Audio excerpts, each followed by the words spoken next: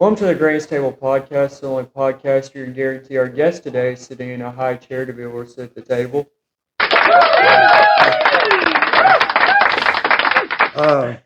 So once again, we're back with what I think episode 4 now. And we've started doing this in the beginning. If you could please like, share, comment, and subscribe. All those things help us more than you know.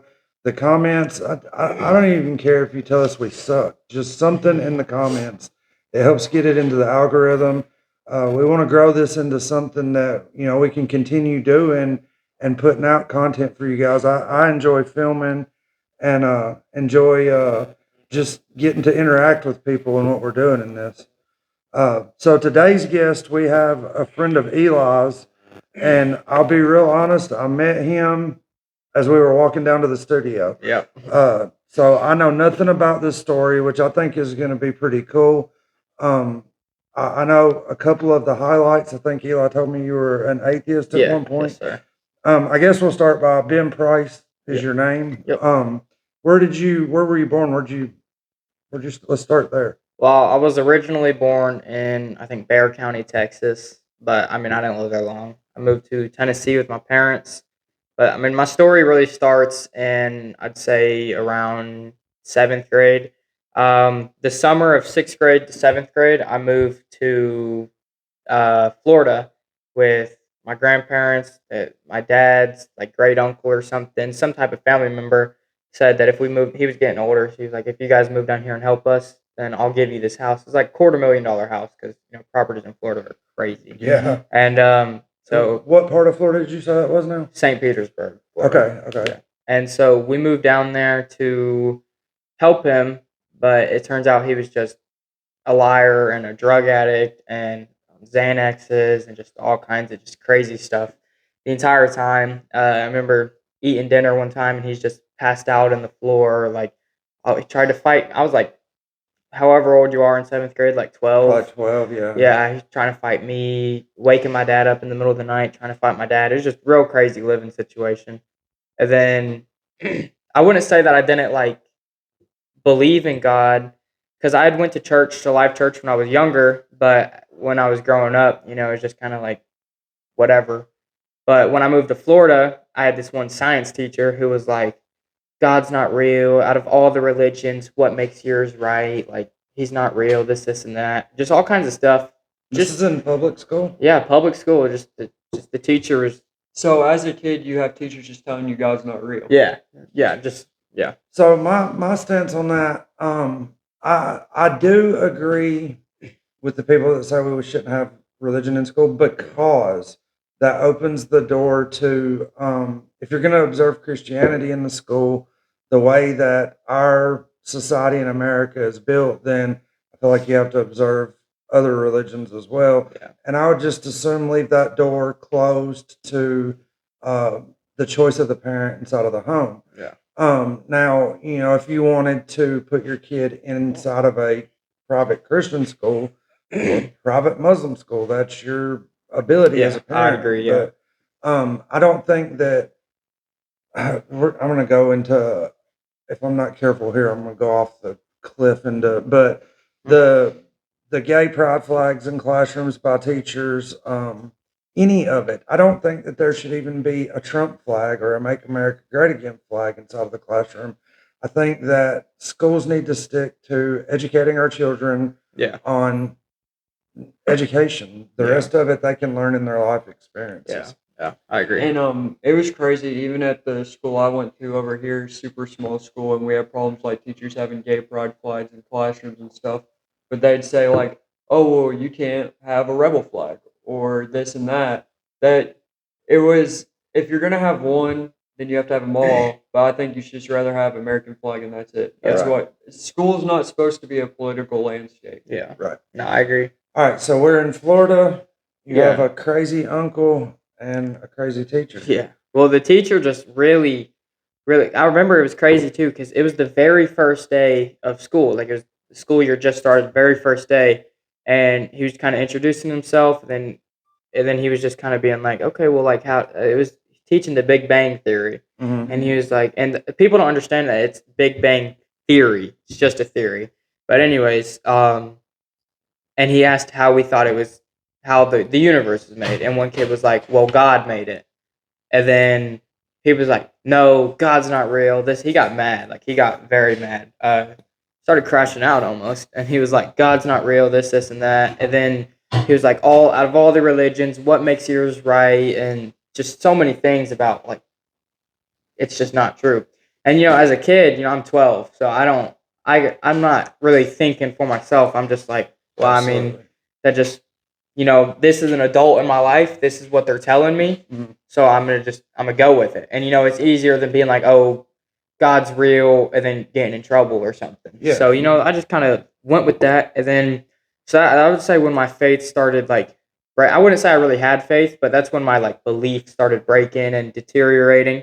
And then just throughout life, just with the crazy uncle, all the crazy, like the killings in Florida, all the crime and stuff that happened, it really put me in like a bad spot where all I was seeing was negative. Mhm. Just everything was negative all the time, and that made me think, well, if God's real, why would all this? Everyone has this question: if God's real, why does all this bad stuff happen? Yeah, absolutely. And you're at a really pivotal age right here too. This is when our ideals and beliefs and things really start to you become more at that age you become more of the human that you're going to be as opposed to only knowing what you've been taught and Yeah. raised into. Do you know what I'm saying? Yeah, no, I get You that. start forming your own ideas, listening to your own kinds of music, Yeah. and things like that. So when you have the picture being painted by so many things around you that it's really easy to fall into exactly where you were at. I don't really know how to word what I'm trying to say. No, I but, get you. I get what you're saying. Yeah. So what happens after this, after these things start going down? Yeah. So after all that happened, that was seventh grade. Then just the rest of seventh grade year on to eighth grade year. This is Florida, where a lot of the kids, they're not thinking about Jesus. They're not going to church. All they want to do is they want to be in gangs. They want to smoke and do drugs and get high and drunk and rob people. Like all these bad, they want to fight, just do bad things. And so, with all that influence going on around me, I remember one day I was leaving school, and as on the walk home, there was this elderly couple. They had a huge box of Bibles, and they were giving out these mini Bibles to students. I think they had a big box. They gave out less than a quarter of them.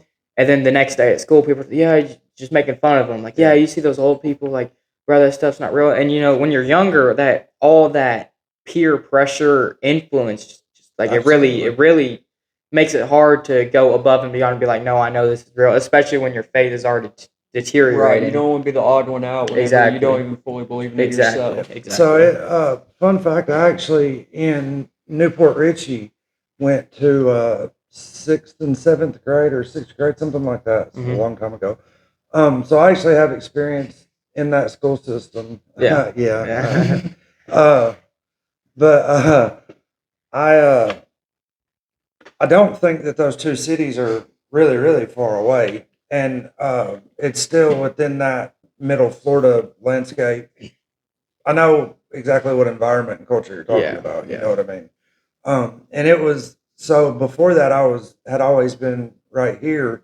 So I had the thick Southern accent, and for whatever reason now, all the women think that that's just awesome, the Southern draw or whatever. But it was not then. It Yeah. wasn't like say that again. Yeah. It was a miserable experience for me. But I will say that there did seem to be a lot more kids that were non-believers Yeah. than what I felt like I saw here in my time growing up. I mean, we're a generation separated, but there are things that just don't change because it's just how it is. Uh, kids wanting to fit in with other kids, that's been around since the beginning of the time. Yeah. And being a follower inside of a crowd.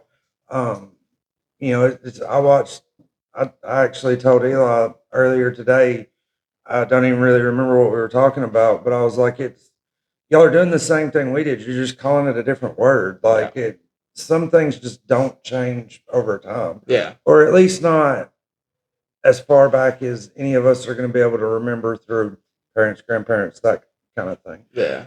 So, the next day at school with the Bibles, were you in with the crowd Well, yeah, I mean, laughing at them? well, I was just in class. When I'm not comfortable around people, especially when I was younger, I was always. I mean, I'm small. I was like tiny, and these other kids, they're big. Like, they all and everyone wants to fight. They all want to talk trash. They all want to fade and like do stuff. So I mean, in Florida, I would say I was a pretty, unless he was messing with me, I was a pretty quiet kid. I was more of an observer, and yeah, I just remember like just making fun of them. And then I remember my English teacher was literally like, "It's sad they're handing out Bibles and you guys are making fun of them." Mm-hmm. And so I think back on that moment a couple times after I turned to Christ. But anyways, after all that happened, that's really where my faith just stopped. And I was like, yeah, Jesus isn't real. And then with social media these days, you just see so many of these arguments. You're exposed to a lot more. So instead of just being in your hometown and just hearing, oh, this person says it's not real because of this, then you're getting these like long thought out like ideologies of like, Yeah. oh well, this isn't this because of this, this, and this, and this. And then when you're younger, or even when you're older, it's hard when you don't know all the facts to be able to be like, well, how do I combat that? So then you're just kind of falling into it. Right. I actually preached a message on that exact thing. Yeah. That's up on our YouTube as well. But it's social media has definitely hurt more than helped. I Yeah. mean, in some ways it has helped a lot. You see pastors like Philip Anthony Mitchell and people like that, like Cliff. I can't pronounce his last name, but Stewart. is it Stewart? I Yeah. thought it was like Knitch or something like that. I don't know. why. Oh no, that's Cliff and Stewart. I don't know. Oh, I don't okay. know. But anyways, a lot more negative comes than Yeah. positive out of social Yeah. media. I would say. But then after that really just that's when it started going down. And then I plus all that stuff. So it's hard when I used to think, well, this is just a way to like brainwash me. It's a way for like society to control each other to keep because if we all went around killing each other, that wouldn't be good. If we all went around robbing each other with no morals, that wouldn't be good. So I always thought like, how could someone with a working brain believe in God? How could they? So we don't walk on water. We don't reattach limbs that have fallen off. We don't fly. We don't none of that. Like we don't do that stuff. And it's just in a natural world, that stuff is just you're just stupid if you think, or that's what I thought. If you believe that, then you're just dumb. You can't think for yourself. Well, going forward, I moved back to Tennessee, which was here, and my best friend, his name is Jonas. I'd known him since 6th grade, so he was kind of with me the whole time. But during this time, we was so young, we was just playing Fortnite together, so we never really talked about God or anything like that. But then when I got back to here in Tennessee, he's like, come hang out. We're gonna hang out. I go and hang out, and I go to church with him, and I was like, I'll go to church to hang out with him. It's not gonna hurt me. Like I'm not a demon or nothing. It's not gonna hurt me. So I'll go. I'll hang out. I'll hear what dude has to say. But I remember I would go and I would hear. And the very first time I went to Rock Castle, I went in there and just following my friends. They went up to the altar and I went with them. And, we're all praying together. I was just sitting there, but they're all praying together, and I just felt this just overwhelming just sensation in my body. Like I was shaking. I started crying. Like I didn't know what it was. I didn't even in the moment. I didn't know that was God. When was this? Say over 3 years ago. Okay. I moved down here in December of 22. I think this was February of 23, maybe. So I guess a better question would be, how old are you right now? I'm 17. Okay.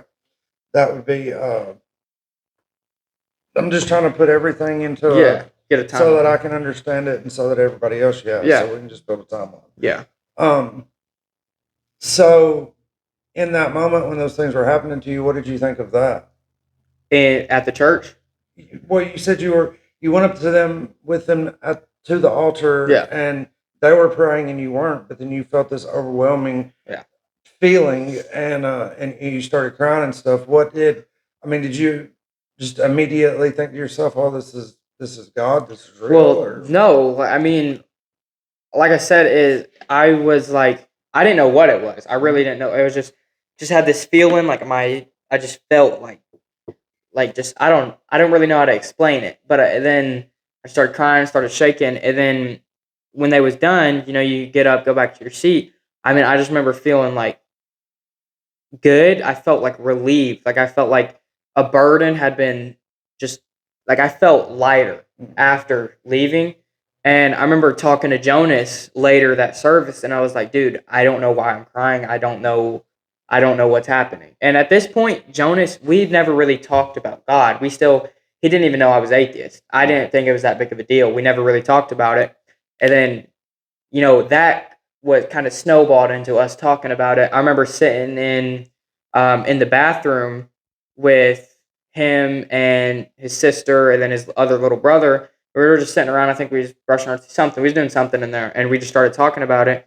And they was like, "Well, how do you think this happened? How do you think this happened?" And I was like, "I don't know. Maybe evolution. I don't know. I don't have the answers. That's just not what I believe." And so I remember calling him stupid because I'd always thought you're stupid if you believe that stuff. And so is this before the church encounter, or is this is after? Okay. I'm telling it like in line. Yeah, you're doing great. Yeah. You're actually a really good storyteller so far. Yeah. So after the church encounter, that snowballed into us having these conversations, and we just kept having them. And he's my best friend, so I'm not gonna. I remember thinking at one point, like, maybe I'll just pretend to be involved with it just to make him happy because like I said, he's been my best friend forever. Love that guy to death, and so it's like maybe I'll just pretend, I'll just be involved, just to make him happy. And then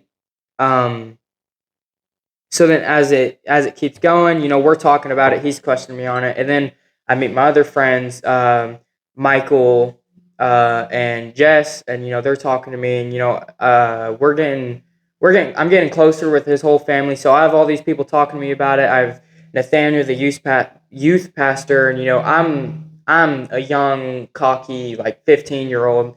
I'm trying to outsmart him, and but he just had an answer just for everything. Yeah, I've met him. He's a good guy. Yeah, and so it's just like I remember thinking, like, how can something so like uncomprehendable just make so much sense? So I started looking more into it, and then I think it's summer of 24. Summer of 24, we're having church camp. Michael and Jonas and Isaiah and all these other people, they invite me, and they're like, "Yeah, come, it'll be fun." And I remember years before seeing like videos of them all having fun. I was like, "Yeah, I want to go to that." And then they invite me. I'm like, it's church. I don't really want to go. Like, I'm just gonna be forced to listen to all this stuff. Mm-hmm. But it's whatever. I'll go hang out. It'll still be more fun than bad. Right. So real quick before you get into the church camp thing, I think I know where you're going with this. These kids actually are living their faith out loud. I mean, I'm not saying they're just going into the school and just putting Jesus in your face, but they're actually doing their best to live what they believe. I mean, I'm not trying to throw shade at either of them. I love every person that I just mentioned to death. I'd die for any of them. Like right now I would. But I wouldn't say that they was doing that, but it just, them talking to me just really helped, like, just plant that image. Yeah. It got me thinking about it. Before I wasn't even thinking about it. It's just, God's not real. Okay, let's hop on Fortnite. Right. Like, this got me thinking about it. I remember staying up late some nights just thinking about it, even crying, like, because I couldn't understand it. But them talking to me just really helped. And so we're going to church camp, and I'm just like, whatever, we'll hang out. I think it was the second or third day. We're having the night service. I'm just going through the motions of it. My friends go to the altar, go up there with them. And the same thing happened from the first time I walked in. I get the same feeling, and then my friend Isaiah, he was like praying with me. He's like, open that door. And then I just started talking. I was like, I don't know if you're real. If you are, I want you to reveal yourself to me. I want to experience you. I want a relationship with you. I want to follow the path that you've created for me. Like, if you're real, I want it. If you're real, I want it. Like, I want to follow you. I want to go towards you. Just reveal yourself to me. And hands went up uncontrollably. My body, like, Like I fell to the ground. I was crying, praying. Like, I remember that. yeah, you was there. Yeah. You was there. And that Yeah. was fixing to be my next question, was to ask if you were there. I know you went 2 or 3 years. I went for 5 years to church camp. You went 5 times? Hmm. Hmm. And one thing I will say about those night services, there, besides the revival I recently went to, that is something that doesn't just happen. Yeah. The experience that's there and the way Yeah. he moves Yeah. through that pavilion there is uncanny. I mean, you Yeah. had kids 8 years old going up and lifting their hands up Yeah. and falling to the floor speaking in tongues, Yeah. and No, it was crazy. the amount of people saved under that pavilion is, it's got to be a Insane. stupid number. Yeah. Yeah. Yeah. And if you also remember that one year, that girl who came, who was always in the wheelchair Yeah. and stuff, they had essentially pronounced her dead in the ambulance leaving from there. And we prayed for her, and she actually ended up surviving. And I can't say for sure, I don't Amen. know this or not, but I think she's still around today. I don't know Yeah. for sure or not, but yeah, it was, the things that I saw there were just insane. Yeah. I mean, kids who didn't believe, kids who had these horrible addictions outside of it. Every worry of the world fades away under that pavilion at night. People who weren't friends earlier in the day because whatever little problem they Yeah. had were Yeah. all united under Yeah. that area.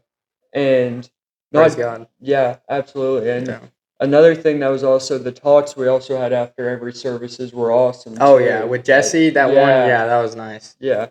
So something I found, I did ministry for a long time, and I kind of backed away from it because I was just tired. Yeah. That's a really, really hard thing to do. But something I found is that the majority of American churches, they are more concerned about showing up at Sunday at 10:30, 11 o'clock, whatever time it starts, seeing who they can see there, seeing their friends. This is the adults. I'm Yeah. not just talking about the children. Yeah. And singing 2 songs, hearing a 30-minute message, and going to lunch.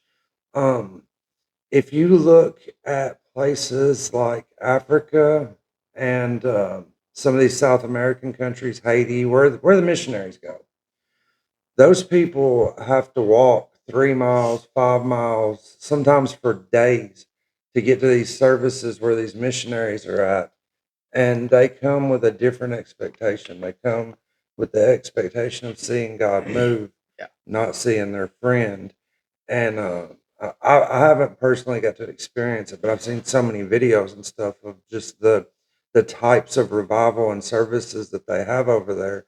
And I think that that's something that we're missing in America. I'm not saying you have to walk to church. You can drive Yeah. your car because it's a first world country, but people go to church for a lot of the wrong reasons, I feel like, Yeah. and with the wrong expectations. You know, the Bible says we're 2 or 3 gathered there in my name, there I'll be in the midst. We should go to church with the expectation that God is going to show up and move like that, or not expectation, the anticipation. We shouldn't expect God to do anything other than the things He said He's going to do, just because He says He's going to do them, and God doesn't lie. And that's not an expectation, as in it's more of a child expecting that their parent will come home from work, or a child expecting that their parent's going to do this or do Yeah. that. It's a different. I just wanted to make that clear. I Yeah. think that it is, but I don't want to get beat to death in the comments because people think I have some kind of weird view. Mhm. So from church camp, and this is obviously your conversion. Yeah. Say the sinner's prayer, however it happens. I'm a real big believer. I don't know what Eli's told you about me or whatever, but I do not believe that you have to go up to an altar and say this perfect prayer to get Well, yeah, saved. 100%. I think that it's more totally around your intention and your heart. Yeah. And me personally, I was burnt in a fire and from a meth lab that I blew up. And my conversion to Christianity actually happened on the carport of that trap house waiting for the ambulance to get there. And I know how I felt in that moment in releasing my past and asking God to come into my heart. I know that that conversion happened there. It's the same, that you're describing right here. So I just, it, God will meet you anywhere Yeah. as long 100%. as you're asking Him to meet you there. Yeah. You know what I mean? So what happens after this? So after that, I'm not 100% convinced that he's real and everything, but I do know that this isn't coincidence. Both times I've went up to the altar, and I mean Yeah. that don't just happen. That's Yeah. not a coincidence. Yeah, there's something to it. Yeah. And then so now I'm really questioning it. Now I'm really in my room at night crying like, Lord, reveal yourself to me. Like, I want to believe in you. I want to be a better person. Like, I want to do this. And then crazy enough, I had my friend with me one night. It was on a Wednesday night for church, and we got invited to go. I actually picked him up to go. We're just going to hang out. I wouldn't say I believed in God, but I wasn't like opposed to like the idea of him. And then I started. It was me and him, and for some reason we left service early instead of because I said we had to get him home. We went and then we left. And as we're leaving, we get Subway, and we go and we're eating, and then we're out in this like alleyway, not an alley. It was like just a random road, and I guess we didn't know it was someone's property. We were just sitting on my truck bed, eating our food, and this guy rolls up, and he's like super hostile at first, and me and my friend, we're just talking about just life. We're just talking about he's going through this, I'm going through this da da da da da, and so the guy's super hostile at first. I get in my truck, we're leaving, and I don't remember what he yelled. He yelled at us for something, and then we was like, yeah, I mean, we just talking about stuff. We're just going through stuff. We just wanted a quiet place to talk, and then he's like, well, what do you know about Jesus Christ? And so we had a whole hour long plus conversation with them. And then, I actually just mentioned it to my friend literally last night. I was like, because he's now experiencing Jesus, and he's trying to get closer. He's doing good with his addiction and things like that. And he's like, I told him, I was like, you think that was a coincidence? Like, no, we literally left service, but the Lord still reached us to tell us what He wanted us to hear. Yeah. And so I 100% believe that was not a coincidence at all. We was at the right time, at the right place through the Lord's plan. And so then that was towards the end of the year of 2024. And then, like work was getting hard, school was getting hard, like people were messing with me. It was just hard. And then I wasn't an alcoholic or nothing, but I just drank a little bit. I never smoked or anything like that, but I just drank a little bit, just looking for something to just fill that void, just to like, because I just didn't want to feel the pain anymore. I didn't want to feel the emptiness and the loneliness. And then I got kicked out of school too. So then I'm just home by myself all day. Wasn't working. I got kicked off my sports team. Like, I was just home all day. So I got super depressed. Was just really lonely, just all the time. No, all my friends were in school. Couldn't hang out with them. I drifted away from all my friends. And I had my friend Michael. He was also kicked out of school. So it was easier for us to hang out because I could go stay the night with him. We're both not in school, so it's just easier for us to hang out. So we started hanging out more, and we got really close. And that's when I got really close to his family. And then at the beginning of this year in 2025, on New Year's night, I was hanging out with his sister, and then my other friend Isaiah's sister. And for New Year's, I think it was like a Saturday night, and they was like, "Yeah, you want to come to church with us?" So we go to church and everything. And then that day, I think on the very first service of 2025 I heard was it's giant killing season. These problems we're facing, the depression, the loneliness, the anxiety, it's giant killing season. No giant will stand before us without falling. That was This back at Rock Castle? yes. And that's what my pastor preached. And so that really got me thinking. And I told myself that day, I said, all right, well, I'm going to put in the work. I'm going to be disciplined and I'm going to be here every Sunday. And praise God for this. I haven't missed a single Sunday morning this entire year. Every Sunday I've been there. And I don't want to pride myself on that, but I mean, I just haven't. I think I've missed a couple Wednesday nights and a couple Sunday nights. But every Sunday morning I've been there, and I promised myself that. And I told myself that I would do that. I'd put in the work. And things didn't just start getting better, but that's when I started building my relationship with Christ. And I wouldn't say I was 100% following Christ, but I was trying. I wasn't drinking. I was trying to stop cussing. I was trying to listen to better music and things like that. And then I started dating this girl, and I really liked her. Thought I was in love with her. One of all the puppy love stuff. And so we're going down that line, and I thought like she helped me a lot with like leading me to Christ. Her mom, her brother, like all of them, like really just helped me get there. And then my dad went to jail, and I was paying for all the bills.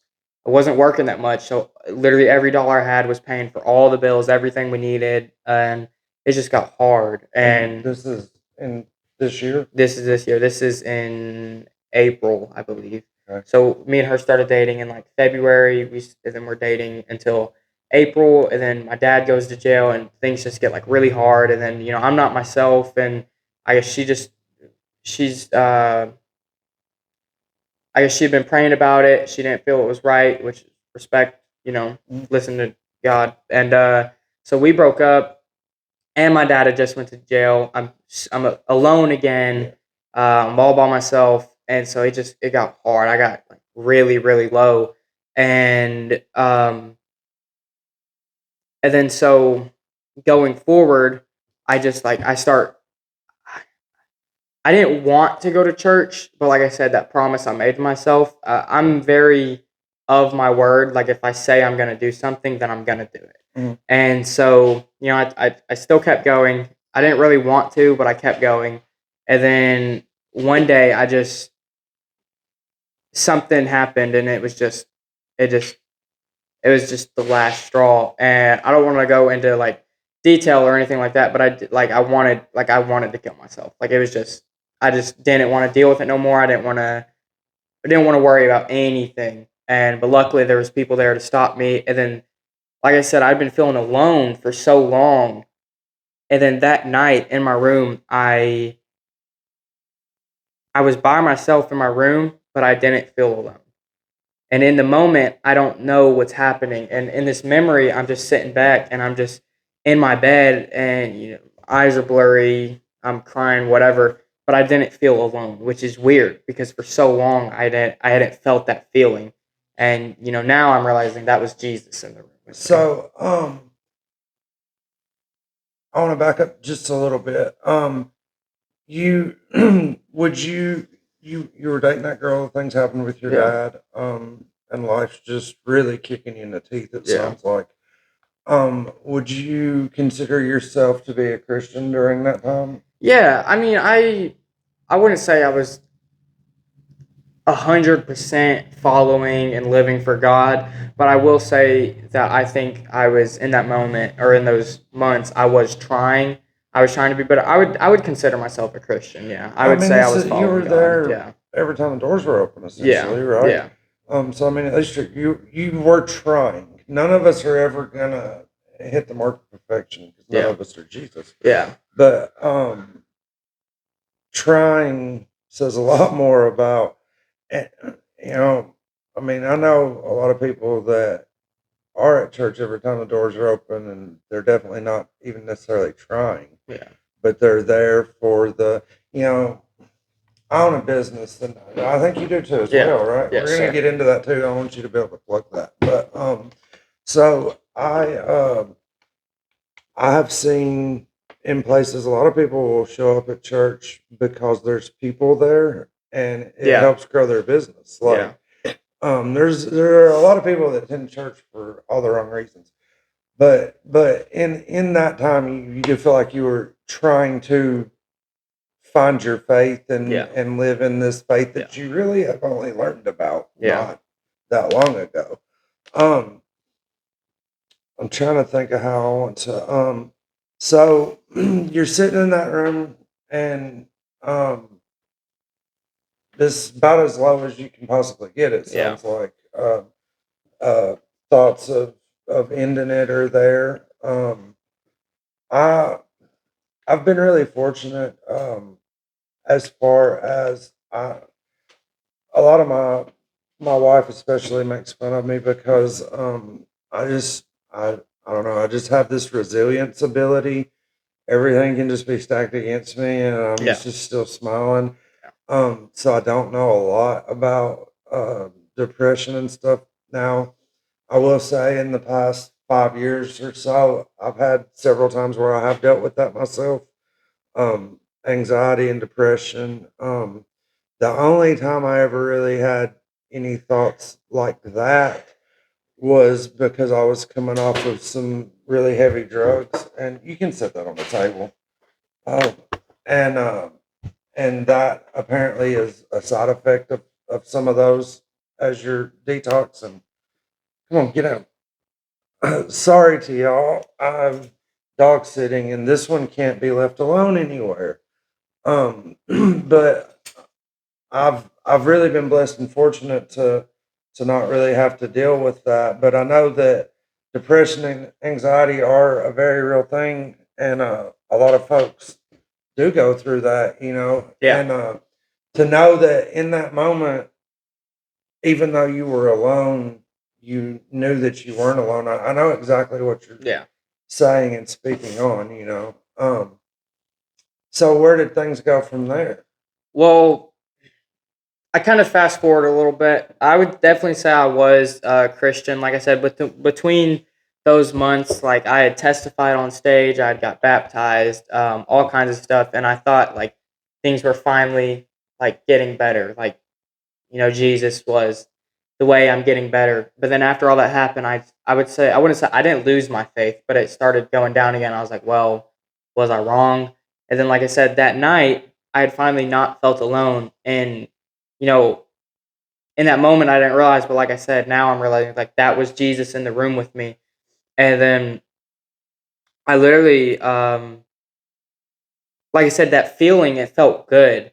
And I think I was watching TikTok or something. I don't know. I was doing something, but then I just got the idea to start reading my Bible. And so I opened my Bible, I start reading it, and I got the courage to actually post a video talking about I don't even remember what my topic was, but I was talking about something, and then that just it was I was still going through a hard time, but posting those videos personally, I know I can't tell you how many people reached out to me personally, was like, hey, like your videos helped me. I was struggling with this and this helped me. Like you have no idea Yeah. what you're doing, like keep going, da da da da. And One thing I will say is that even before I went to that revival and kind of relit my faith here recently, I saw videos on Snapchat all the time on your story of you posting stuff at church and stuff like that, and that actually kind of initially helped a little bit kickstart is that I saw everyone else was doing it, and it was kind of at first part of the reason that it took me a while to get back in was, well, why would I do that if I can just do what I'm doing now yeah, and be enjoying what I'm doing? And seeing, like people like you and Mike and Isaiah on their stories and stuff, doing stuff like that also yeah, helped kind of yeah, kickstart the relighting of my faith. yeah, It's we touched on it earlier. Social media, it it it is. I think we'd be better without it, just completely and totally. But when used for the right reasons, it can be a really helpful tool. You're reaching people in the palm of their hand yeah, all around the world. yeah, You know, and so depending on what message you're putting out there, you can go on in there and be an idiot and do pranks or whatever. but you have the potential to positively impact people's lives if you choose to do that with that platform. So where are we at now? So after that night, I started posting those videos, and those videos helped me and other people. But specifically in my walk, it helped me kind of chase Jesus more Mm, instead of being content. Because I do realize when I was dating that girl and before things got like super hard, I was content. I was, bad things happen. I didn't care. Like even if I didn't do something right, like if I was stuck in some type of sin, I just didn't care because things were comfortable. I was content where I was at. I wasn't. I was. I would say I was walking towards God, but I wasn't running. And so, and then that day, or after those days, I started chasing him more. I started following him more. I wanted to be in my word more and learning more about it. I wanted to be knowledgeable on it. I wanted to talk to other people about it because one thing I do love is talking to other people about Jesus. I love telling my testimony. I love helping other people. Like my friend, like that I mentioned earlier, who's starting to kind of talk with Jesus. I love talking to him about it, and so that just really helped me. And ever since then, things have just been going up. And then I start thinking to myself, just from what I know and what I've experienced, the things that have happened to me, the coincidences and all that. I just think how can someone with a brain not believe in God? Because I mentioned earlier also like, oh, we're in a natural world. Well, God is not a natural entity. It's right, supernatural. right. Like, and that's the thing people don't get. And so all of this positive upswing all happened after that night where Yeah. you were Yeah. so alone. That's really awesome, and it's I have a lot of respect for young people um, that are walking their faith in life. I know that that's not a popular thing. It is with some recent events. It's become a little more popular, I think. But I think that the potential is just an upswing that's only going to last for a little while. Yeah. Throughout history, it's not been real popular to be a Christian, and Yeah. it's easier for somebody of my age because I'm old enough that I really don't care if you like me. I don't have to Yeah. be, and I literally have like two friends, and I'm good with that. Yeah. Um, so do you attend public school now? No. No. Mm-mm. Um, After I got kicked out, I was done. okay, and that's Yeah. I wasn't. It was just I just wanted to know what your day to day looks like. You know Yeah. what I mean? So So yeah, I mean, after all that happened, like I said, things started getting better. I Sister Madison, she like I don't even know how it happened. I was just at church one day and she called me up on stage to sing with her. And then so that ended to me or leaded to me joining the praise team. Um and then like the praise team just really being involved. And then she also mentioned to me about maybe youth ministry because I mean I just the kids that I love interacting with them. I love having a relationship with them. I love being someone that they can like look at and like with faith at church and be like, I want to be like that. And so, no, Bo. yeah, There's a one of there's a our bug. there's a bug up Yeah, there in one of the studio lights, and he's really thinking about going after it. yeah, But you were talking about how you relate to the youth and stuff. I remember that just at church camp, you had that. There that was little that girl. girl, Yeah, yeah, that always Raven, came and sat with you and Raven. hung out Yeah, with you, yeah, and yeah. Well, that just happens even more like with Liberty, Tyra, Avery, Naomi, Malachi, like all of them. Just I mean, I you're love them always all. just nice to all of them, and you Yeah, hang out with them, and yeah, they just connect to you because yeah. you're like I that. love them. So throughout your story, I haven't heard you mention your mom. Is she around or Yeah, yeah. okay? She's around. She. I mean, I wouldn't say she wasn't like a hindrance or nothing like that. But like when I first started going to Rock House, she was like, praise God for this. She was like, it's a holy roller, it's Mhm. Pentecostal, they get loud, they screamed out, they do this, and this. I'm not going there. And ever since I've started going there and started walking in my faith, I can't tell you how many times she's been there on friends and families days or just random Sundays and things like that. So I mean, just praise God for that. Yeah, That's good, awesome. good. Yeah. That's awesome. So tell me about your business that you have. Yeah. So after things started going good, I joined the praise team. I'm getting more involved in church. I love being involved with everything.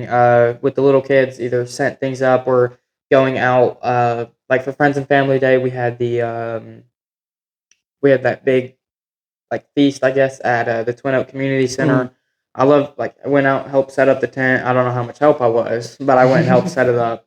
And I really liked being involved with that, and I realized that I do like talking to people. I love just having fellowship and connection with people, and so through that, just thinking about things like that about my want to connect with people, that really just made me start just going door to door. And then I tried a bunch of different things, but I just landed on detailing. I mean, it's not.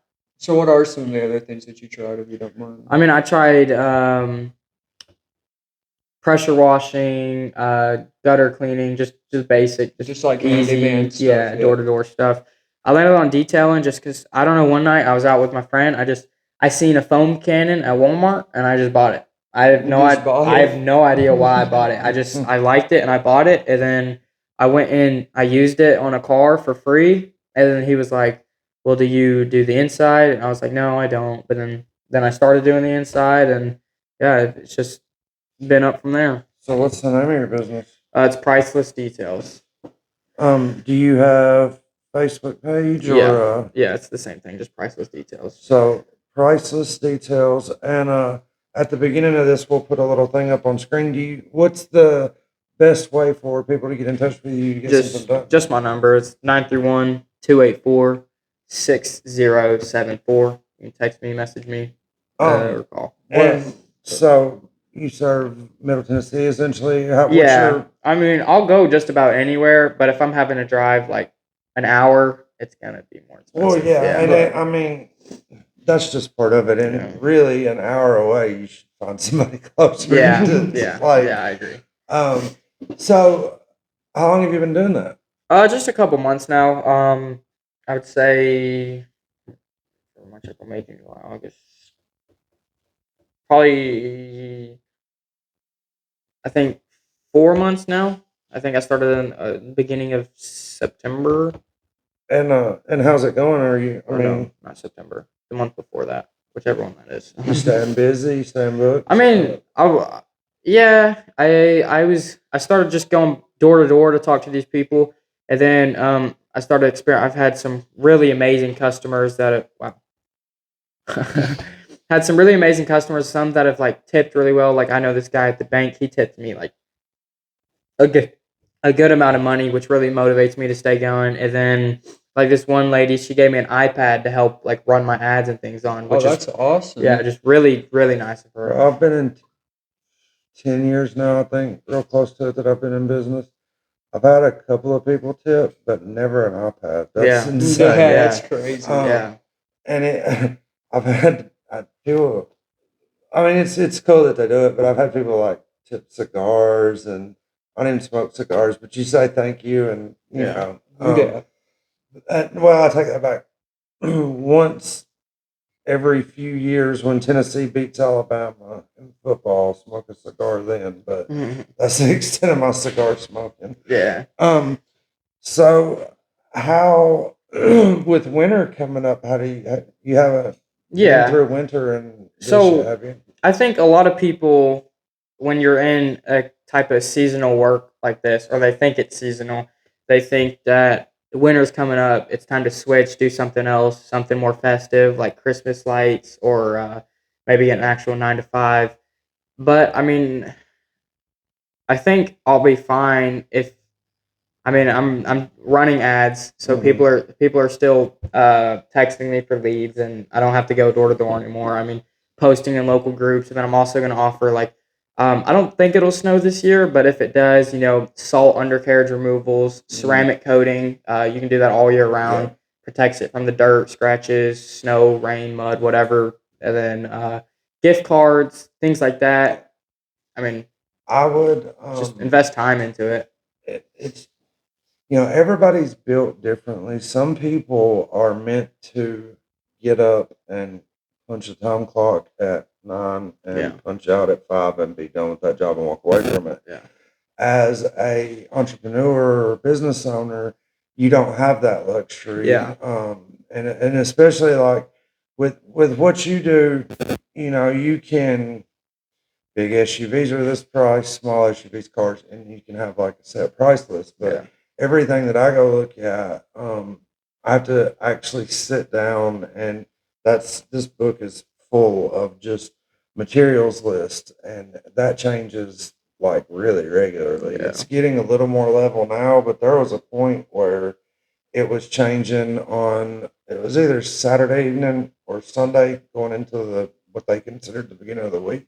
Yeah. The price of one single 2x4 could change by $2 or Yeah. something weekly. And Yeah, that's a big difference. yeah, if you're getting 300 of them, Yeah. it's major. And so if you price this out for somebody and you shorted yourself $2 for every board, you're in bad shape. Yeah.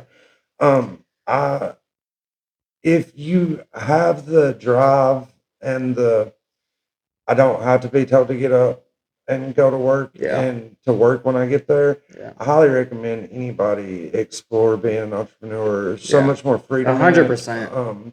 There's so much more, you never know, in 10 years from now, you may have developed a system where this thing is a nationwide company. But Yeah. if you just want to work at a factory every day, you'd never know that potential. Yeah. Well, a lot of the things about it too is I've been told that I have like an authority issue. I don't believe it, but I've been told that by multiple different people. And when you're doing your own thing, So you don't want to believe that the authorities are telling you have a problem with authorities? I guess, yeah. I guess, yeah. Yeah, that makes sense. But I'm just messing with you. yeah. But I'll work a 13-hour day just to avoid a 6-hour shift. Mm. So, but then again, I'm doing it. I'm making my own money. Yeah. I'm not being told what to do. I'm my own boss and things like that. And do you enjoy doing it? Like, Yeah, going to details? I wouldn't say it's my dream job, but right now until I get to the next level, I think it's definitely one of the best things I've started. I think it's, other than finding God and going to church, things like that, it's definitely something good for me. And also the people that I get to connect. I can't tell you how many people I've got to talk to about Jesus just from me working on their car and it gets brought up, or how many people after I finish, we're talking, finishing up, wrapping up the job, I'm packing up, and they're like, you have this glow to you. I've been told a couple times that I have this, like a Jesus glow. This guy at the bank, I detailed his truck, and he was talking to me. He's like, yeah, so you're a believer, right? And I was like, yes, sir, I am. He's like, yeah, I could tell you have this glow. And, That's awesome. it's really cool to hear that, Yeah. especially when it's easy for someone to walk up to me, because I hear it a bunch at church. It's easy for someone to walk up to me at church or at a church event and be like, you got something, like you're glowing, like this, and that. But when you're outside of church and you're working, you're not talking about Jesus, you're not like none of that, and someone notices it, that's just phenomenal feeling. Yeah, that's really good. Go ahead and start winding this down. Is there Yeah. anything that you feel like you missed that you wanted to tell? No, I would say that's just about it. It's not a crazy testimony like I was on drugs for 20 years or nothing like that, but I feel like Brother Nathaniel teaches, a testimony is not about, it's not about this bad thing happened and this bad thing happened and this thing happened and it's worse than yours. It's but God. Yeah. But God did this for me. But God did this for my family. And but God changed my life and for the better. And now I'm doing my own thing. I'm making my own money. I'm following him.